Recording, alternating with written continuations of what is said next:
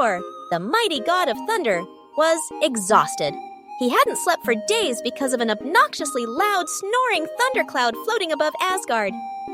Every time Thor closed his eyes, the thundercloud rumbled, making it impossible to sleep. Determined to stop this nonsense, Thor grabbed Mjölnir and flew straight into the sky. The cloud, snoring away, sent shockwaves of thunder through the air. With a mighty swing, Thor struck the cloud, but instead of fighting back, the cloud yawned, sending a lazy bolt of lightning down.